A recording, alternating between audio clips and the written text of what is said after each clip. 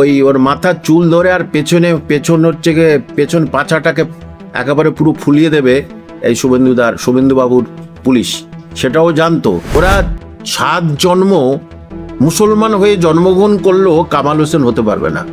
কামাল হোসেনের মতো ভদ্র নম্র শিক্ষিত মুসলমান সমাজের খুব কম আছে। দেখুন, ইসলামে কোনো কিন্তু সমস্যা নেই, সমস্যা এদের বদ্ধ মানসিকতায় এদের সমস্যা। যখন নবী প্রফেট হযরত মুহাম্মদ সাল্লাল্লাহু আলাইহি ওয়াসাল্লাম আসেন তখন মাইকের প্রচলন ছিল না, 600 খ্রিস্টাব্দে। তাহলে এই যে মুসলমানরা বলে আমরা ইহুদিদের দ্রব্য বয়কট করব, হ্যাঁ, তাহলে সেই ইহুদিদের মাইক্রোফোনে আজান দিস কিভাবে? হ্যাঁ, মুখে আরেক কথা। সমস্ত ক্ষেত্রে এরা মনে করে কি জানেন তো, আমাদের উপরে চাপিয়ে দিচ্ছে। এই বিজেপি সরকার এসে আমাদের সব মুসলমানদের শেষ করে দেবে।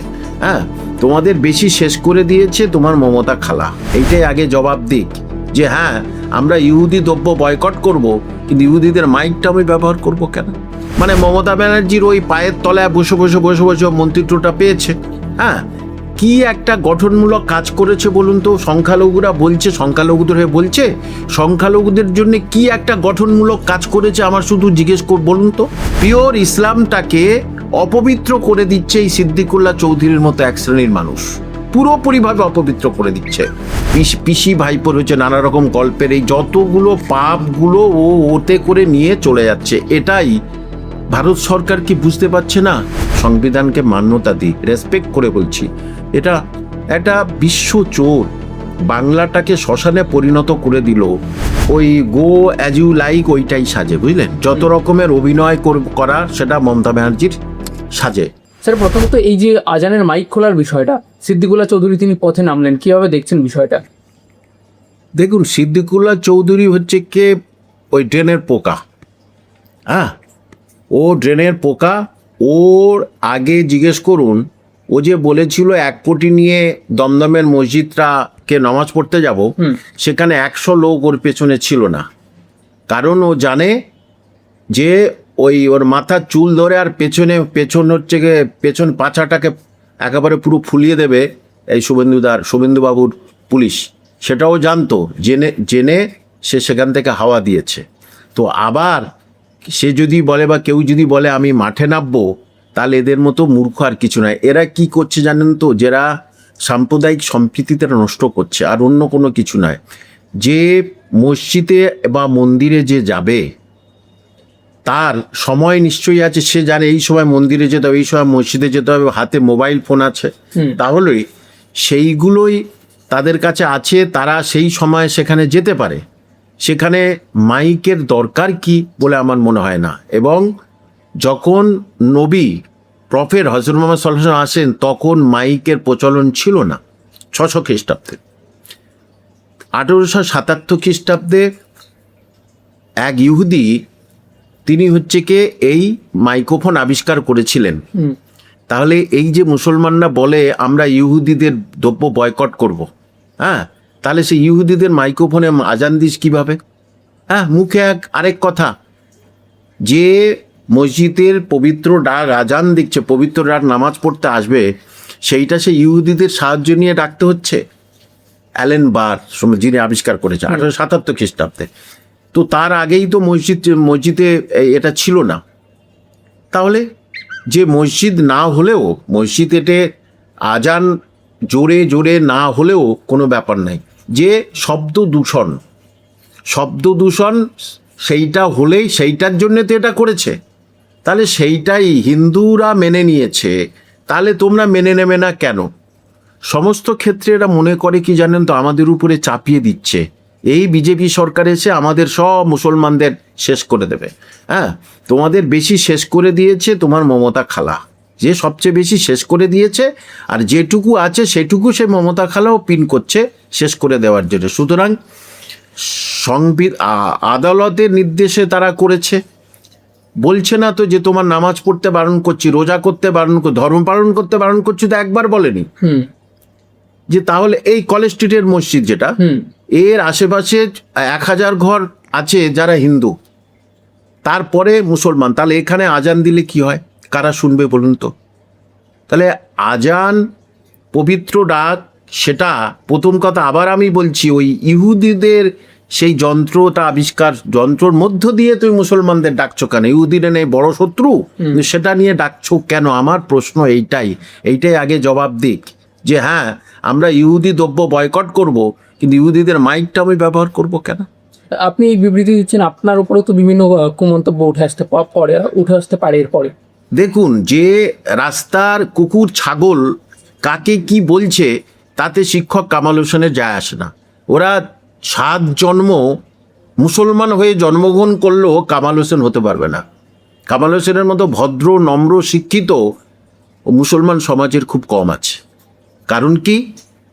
এরা অধিকাংশ মাদ্রাসার প্রোডাক্ট, বুঝতে পারছেন? মাদ্রাসার প্রোডাক্ট, এবং এই মাদ্রাসা থাকবে এইরকম ধরনের মানুষ এখানে বেশি।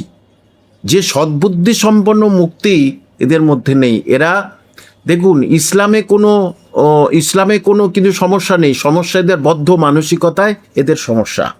যে নীতি নৈতিকতা হারিয়ে দিয়েছে, নীতি নৈতিকতাটা পুরোপুরি হারিয়ে দিয়েছে। সব সমাজ জন্যে মুসলমান মুসলমান মুসলমান। কেন? তুমি একটু পাশে গেলেই তো মন্দিরে তুমি ঘণ্টার ধ্বনি পাবে, তাহলে সেখানেই তোমার তখন কানে বাঁধে না?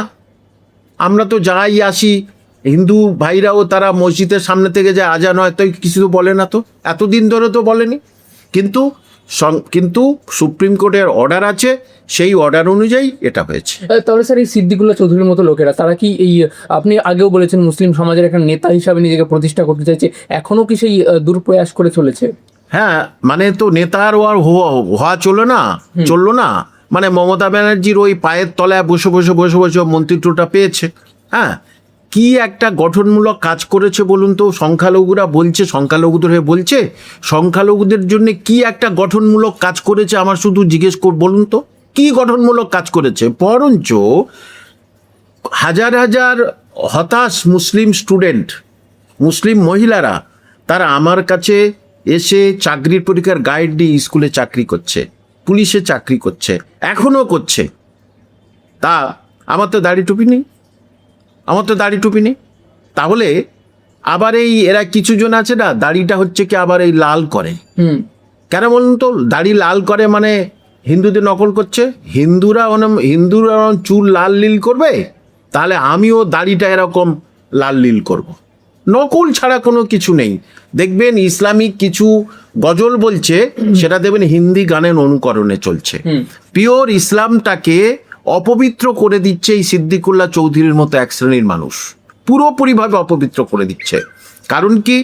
ওই যে দমদম মসজিদে, এই এয়ারপোর্টের মসজিদের, সেখানে সারা দিন মেরে কুটে 20-25 জন নামাজি আসে, নামাজ পড়তে আসে, আর সেখানে 70,000 মানুষ প্রতিদিন যাতায়াত করে।